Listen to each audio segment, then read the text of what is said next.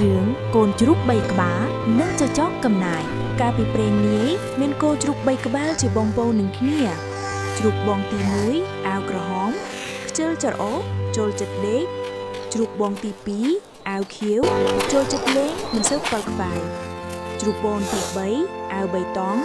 ឧស្សាហ៍ព្យាយាមនឹងឆ្លាតវៃថ្ងៃមួយមេជ្រូកបានប្រាប់កូនឲ្យចេញទៅសាងសង់ផ្ទះរស់នៅរៀងៗខ្លួនកូនជ្រូកទាំង3ក៏លាមេរបបវាហើយធ្វើដំណើរចូលទៅក្នុងព្រៃ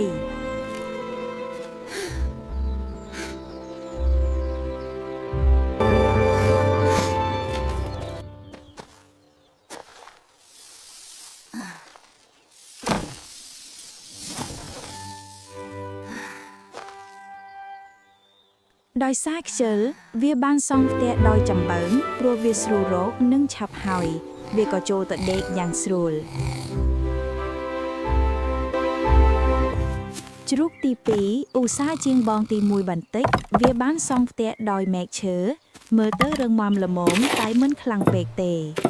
ជ្រូកទី3ដោយការគិតគូរវែងឆ្ងាយវាសុខចិត្តហត់នឿយដឹកឥតនិងស៊ីម៉ងមកសង់ផ្ទះទោះបីជាបងសោកចំអកថាវាយឺតយ៉ាវក៏ដោយក៏វានៅតែបន្តសង់តលតាហើយ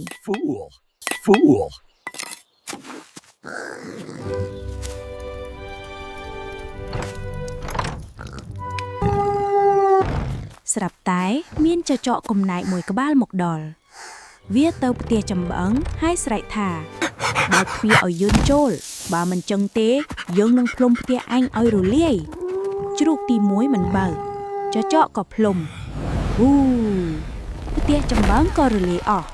ជ្រូកទី1រត់ទៅផ្ទះជ្រូកទី2ចចកដេញតាមទៅដល់ផ្ទះមែកឈើវាផ្លុំម្ដងទៀតផ្ទះមែកឈើក៏រលំ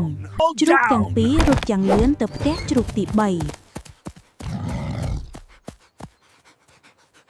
ជ្រូកទាំង3បានចូលទៅពួនក្នុងផ្ទះឥដ្ឋរបស់ជ្រូកទី3និងបិទទ្វារយ៉ាងជិតចចកមកដល់វាសើចហើយផ្លុំប៉ុន្តែផ្ទះឥដ្ឋមិនរង្គើសោះ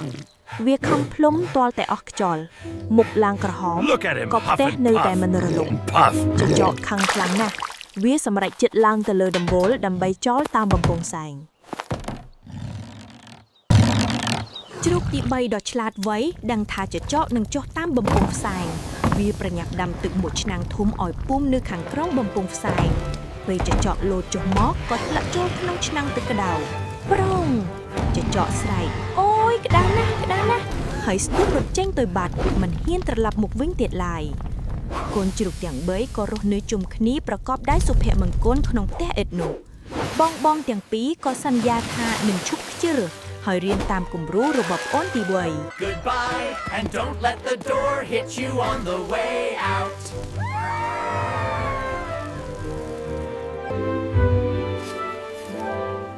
ការងារដែលធ្វើដោយប្រញាប់ខ្ជិលតែងតែផ្ដល់ផលមិនល្អការព្យាយាមនិងភាពអត់ធ្មត់ដូចជ្រូកទី3នឹងផ្ដល់នូវសុវត្ថិភាពនិងជោគជ័យយូរអង្វែង